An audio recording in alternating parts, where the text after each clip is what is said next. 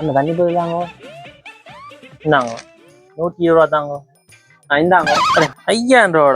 ரூபா மாத்த இல்லையேடா என்ன செய்வோம் அண்ணா என்ன செய்யுங்க விக்கெட் தாங்க வேன் வைக்கிற போகுது என்ன உனக்கு வேணும் ஏன் இப்போ அவசரப்படுத்துற எங்க போறா நீ அவசரமா அண்ணா உணவு திருவிழா போறேன்னா வேன் பாத்து டைம் ஆச்சு கேட்டாங்க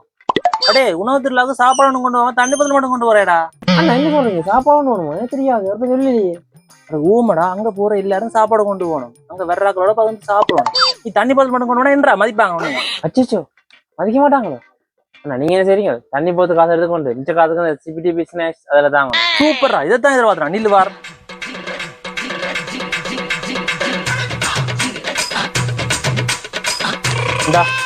மொத்தமா 5020 ரூபா வருதுடா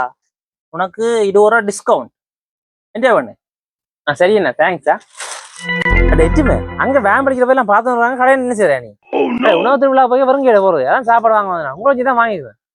லூசு லூசு லூசு பயிலு என்ட்ரி பீஸ் கட்டி உள்ள சாப்பாடு வாங்கட்டேன் நான் கொண்டு வரவே இல்லை